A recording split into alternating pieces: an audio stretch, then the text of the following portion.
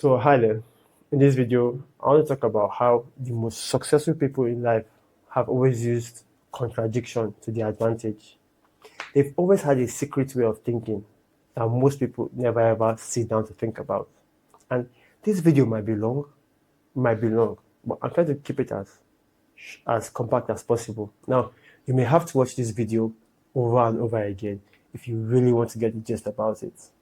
So let's start with the whole concept of binary thinking and how it comes about. So, the mind, as we know it, wants to make sense of the whole world. So, it labels everything, which is good. This is a mic, this is a car, this is lights, this is bulbs, which is fair. Then it goes to a different level and tries to put a label on those same things. So it begins to label it as good, bad, fair, so. And we even teach these things in primary school so that people can easily differentiate at a different level, at a group level, when something is polar. There's some form of polarity in there. Now, the problem is when you don't get the gist of the polarity, or you begin to think this is good, this is bad, so I should avoid what is bad, and I should go for what is good, is where we begin to miss the entire point. Because you might think it stops there. It doesn't. Slowly, these things begin to creep and form our identity. So, for example, you hear things like even in say in jobs where people is like, I'm a specialist. I'm a specialist. So what that means is that as a specialist, you most likely never know things that are outside of your field. You are completely blind to things that are outside your field. And we see this a lot because we see this a lot happen in different areas of life, from relationships to business to everything. Now, when you take this polar behavior or this polarized way of thinking, you begin to form your identity. You begin to form some beliefs that may not work in your advantage. So, for example, you see an entrepreneur whose job is who actually exploits people. Who exploits people? I'm going to use an entrepreneur because of recent times, there has been a slow push against capitalism for people who don't understand capitalism. So the entrepreneur, quote unquote, exploits people to gain money. But the honest truth is, if those people had options, first of all, would they be there? If they had an option and they chose to be there, then it's most likely not called exploitation anymore. So when people talk about using cheap labor in other countries, let's imagine those cheap laborers never ever went there. What do you think those people will be doing? So they have no option. Whatever they got is way better than no option. It's way better than no option. So you can see how to make sense of the world, we have labeled that entrepreneur as being a bad person for the fact that he's using cheap labor. But the people who accept cheap labor most likely don't have options. Because if they had options, they wouldn't be there. So they are sort of grateful for there. Now, that's not the point of this video. You should also realize that non-binary thinking actually creates some form of innovation. Because this video might be a long one, I made some notes down. So, let's talk about different areas of life because I want you to get the gist of this video. So I'm going to be pointing out different areas of life that people think are opposites, but I'll bring them together. Now, along the video, I'll be giving you some tips, like a few tips, like one.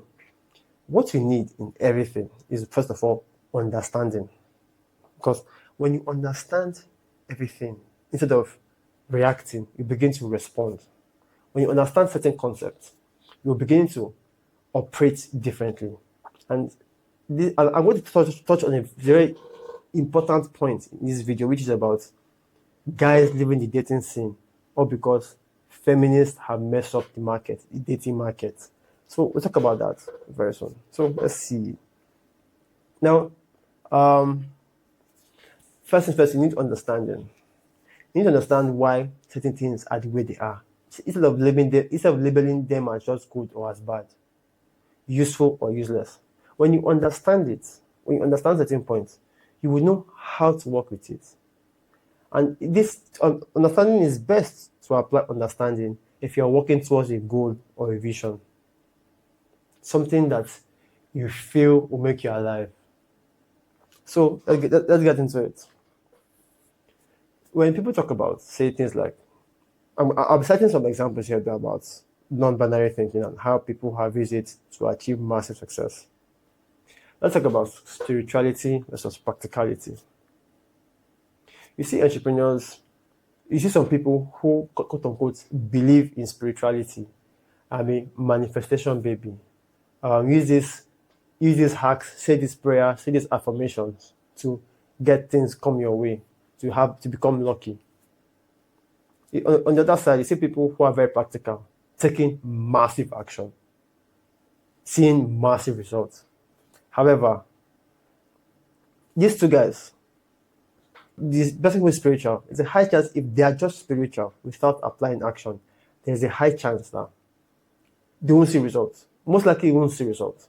However, the person who is just practical, with a high chance that he's just going to keep wearing himself out because, I mean, practical is he's trying to be hardworking. However, the people who are spiritual and practical, for example, Steve Jobs. There's a reason Steve Jobs read this book called The Autobiography of a Yogi. For decades, he read this book every single year, which I have been doing, and trust me, everything at first was not making sense, but over time, it began to make sense. Because we are spiritual beings having a human experience. So what that means is that a lot of things that we do happen in the spirit first before they come to life. But at the same time, you need that spiritual practice and you need to move your physical body. You need to move your physical hands to get things done in the real world. Let's talk about working hard versus working smart. You often see people who want to work smart, so they employ leverage to achieve massive results. But the honest truth is that, so on the other side, you have people who just work hard, without really doing so much, without really achieving so much. Their progress is slow and slow. However, the people who have crazy, insane results, they apply hard work to leverage. That is, they apply hard work in a smart way. And the people who achieve the 1% results, they apply hard work in a smart way for a long period of time. Can you see how things look different? So another example is, which I think, let me give a person, is Mike Tyson. People, when it's crazy that people still believe in rubbish to the point where Mike Tyson, being a very great boxer, basically laid out his tactics for winning. Until now, you still don't have people who are copying those tactics. It's simple. You see, in boxing, you have lightweight versus heavyweight, right? People in the lightweight section have some benefits, speed. People in the heavyweight section have a benefit, power. That is, they have a lot of power to their hits. However, what people miss is the fact that, what is his name? What Tyson was in the heavyweights, which there's very little you can do about it. However, what he wanted to do was have the speed of those in the lightweights. He combined them together and he became crazy. He became lightning. Imagine you delivering a heavy blow very fast. There's a particular point I read in a book called Built to Last. The reason that book is about one of the most, if you're to read any business book and only one business book, that should be the book you should read. Because there are two people in life in terms of thinking. There are people who think moving forward, they think towards a vision, while other people reverse engineer other people's vision back to their thinking. So in the book, Built to Last, these guys did the research of 30 years of the most successful companies. And they attributed this to a concept called the tyranny of OR, or the genius of and. So what that means is, people believe that you have to be disciplined or creative. People think you have to create, maybe in terms of content creation, you have to either create quality content or create quantity content. People believe that you need to either play offensive or defensive, or but let's bring in the genius of Ant. And the secret here is start with a vision in your mind, with a goal. That's practical. With your goal, you begin to see the benefits of both worlds and bring them together. For example, the person who is very, very disciplined, maybe a soldier, is disciplined. He's playing within a box, a very confined box. Soldiers don't do anything outside that box. They follow rules. It's strict. Somebody who is creative is just creative. He just has ideas flowing through him. There's a high chance that sometimes some of these guys even get to rely on some drugs to stay in that creative state. However, if you apply disciplined creativity, then things will begin to work differently. Because I have seen a lot of creative people, they get creative at some point, they give up. Because they can't understand it's too much to weigh. Or sometimes they procrastinate, thinking that the creative juice would always be there for them. But if you apply disciplined creativity, where you know that you apply your creativity at a certain time every single day, you're going to see a different kind of result. Okay? Quality versus quantity. You have entrepreneurs who will tell you, create quality content. So they spend hours, spend days on production, scripting, filming, research. You have people who create quantity. And the quantity is just, they more like treat social media as a journal where they're like basically giving you quantity content. It may be entertainment, it could be leading you towards a vision, but they just create and create and create and create. Now, it depends on a lot of factors, but let's see what happens if you apply both. If you create quantity of quality content. And if you're probably wondering, who is that? That is why Mr. Beast is up there. Now, when you start with a goal of creating quantity of quality content, you think different. So, what did Mr. Beast do? He went and figured out different aspects of his brand, of his content, and then looking at the areas that can be outsourced and outsource those areas. So he's bringing in specialists for each area, and each specialist is firing on all cylinders. So his brand is firing on all cylinders. The scripts are perfect, the ideas are perfect, tested, the crew is on point, the video editing is crazy, the thumbnails are insane. So what are we saying?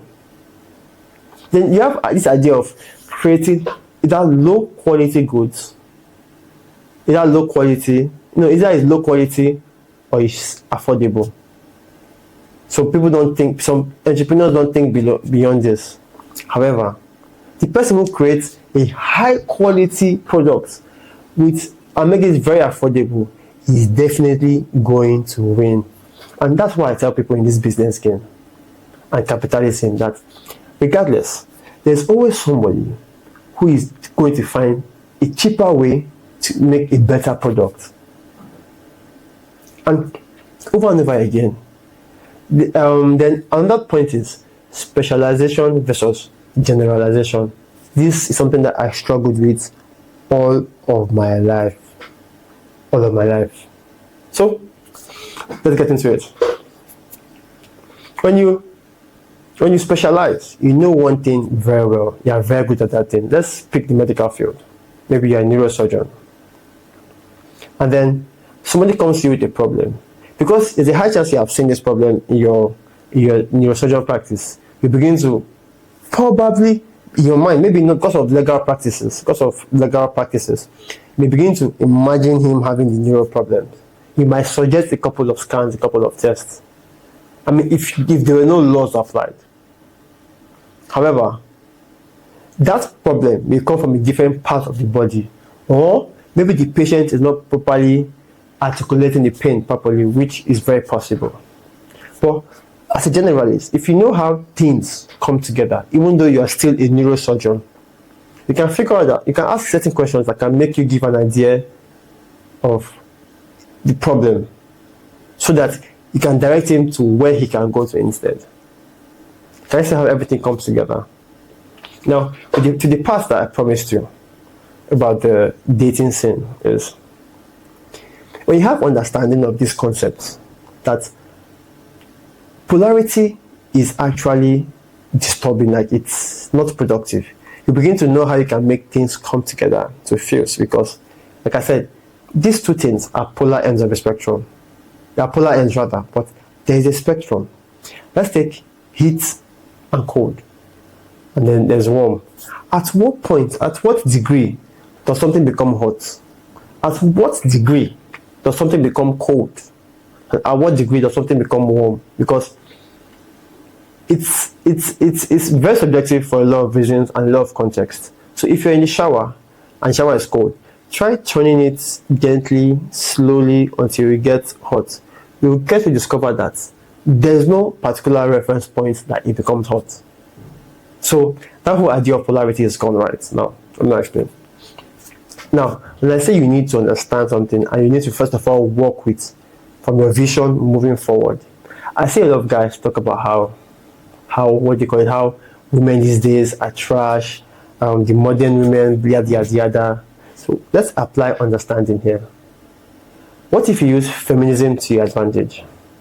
Because there are men who are enjoying feminism, and the fruit is springing. Feminism, I'm super sorry, have brought in more women to the marketplace to make them to have jobs that need people that are more agreeable. And by more agreeable, I mean something say are unethical in the eyes of the public. But if they had options, they wouldn't be there.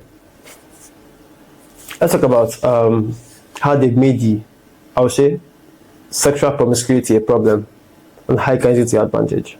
You see, what feminism is saying at its very, very core is that we don't need men. Don't need men. And let's see, do they really need men? Now everywhere is peaceful. Now everywhere is calm. Now they can earn their own money. Now they can do things differently. However, when they say they don't need men and they want to level up themselves, what they forget is that the more they level up, the less partners that they can date. So, as a man, if you know this, that if you level up, you have the options of the women from your level down, you begin to think different. You get to realize that all you have to do is up your game, maximize yourself. Now, why this thing is very tricky is because I often see a lot of dating coaches telling people how to get girls, and they miss the point, and they miss the point by a milestone. So how do they miss it? The girl breaks their heart and leaves them for another guy. They begin to think, what does this guy have that I don't have?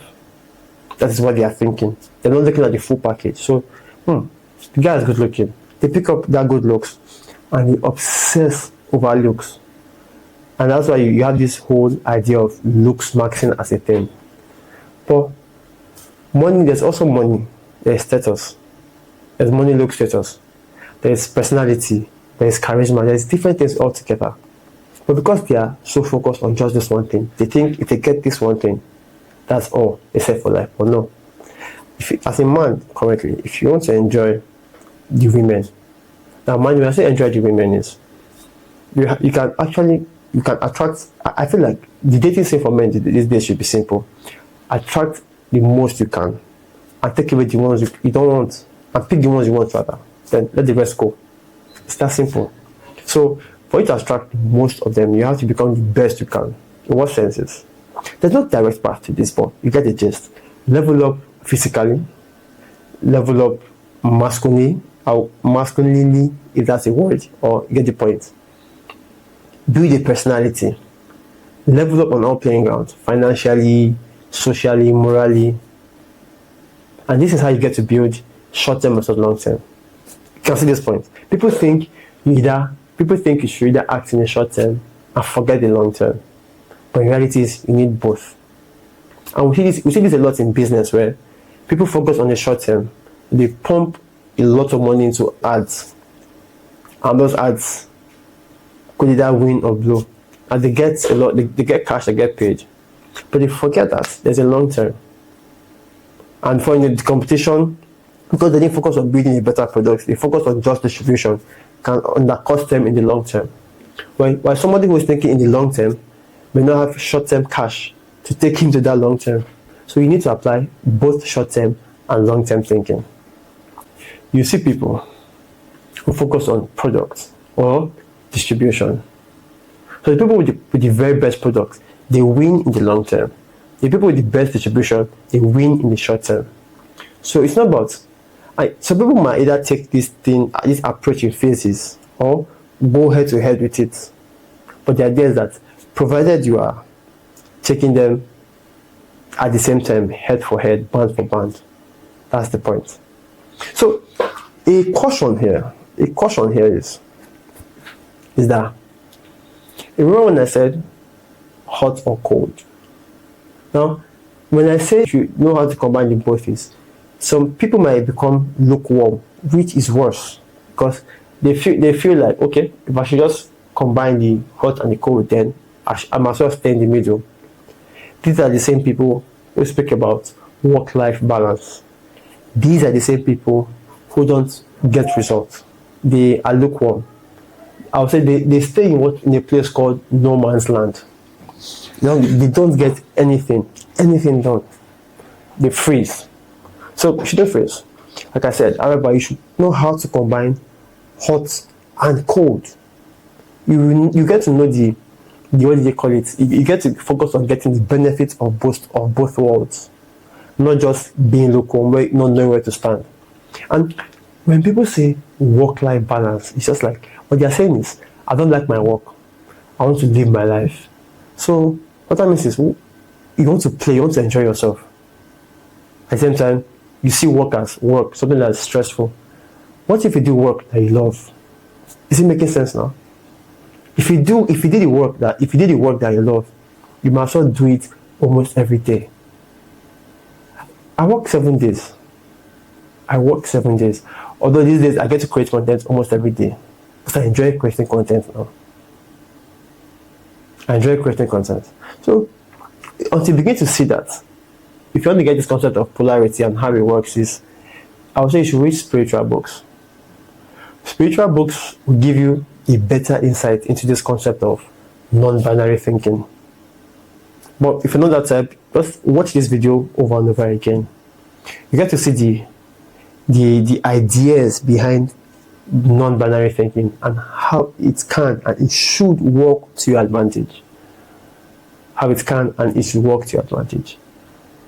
Like I always say. This video is already getting so long. Let me see if there's any point I have not touched. So in conclusion, let me see. So non-binary thinking is an approach to seeing the world in a more flexible manner rather than being rigid. And then, in conclusion, see everything to be more as a spectrum. And then knowing that if you combine both energies, and sorry, speaking of both energies, I forgot to touch about the masculine versus the feminine. We literally have people, yes, as a man, you are supposed to be predominantly masculine, but we have feminine traits, and if you don't use those feminine traits to your advantage, you are lacking. And as a woman, you are predominantly supposed to be to express your feminine traits. Though you have masculine traits, if you don't be in touch with your masculine traits, they will ride you over. So how does this manifest? The feminine trait is calm, is relaxed, is present, is being. The masculine trait has a drive, has a direction, has power, has energy. So when you are focused on the masculine side alone, you just keep moving. At a point you burn out. And if you're just in the feminine phase, you get to realize that you're paralyzed. You cannot do anything because you're just calm. So you need to know how and when to apply both at the same time. So, and that's it. Like I said, everything is on a spectrum. There is no direct points where everything becomes the opposite. And with this, you should be able to find the world you live in to be much more flexible, much more malleable. This video is supposed to be a video you're supposed to watch over and over again because there are more examples but my battery will soon go out. Hopefully, I probably will make a part 2 of this video. Thank you very much. Talk to you soon. Kindly share my video with somebody who buys into this idea of becoming a full stack man. Becoming a full stack man means that you are taking the best of all of the worlds and bringing them into yourself. You are learning how to become him. And how do you do it is, as a man, you can't just focus on just looks or just status or just money. You need to get everything. You need to be the charismatic guy. You need to be the muscular guy. You need to be the smart guy. You need to be the guy who's empathetic, who's sympathetic. You need to know how to sell. You need to know how to persuade people. You need to know how to adjust to realities. You need to know how to take feedback. And all of this is what I'm referring to as a full stack man. You're doing everything that you can be to be all that you can be. So please, share my video with somebody who you know is going to find this video helpful and who you know is going to like this idea of becoming a full stack man. Thank you very much. Talk to you soon, and bye for now.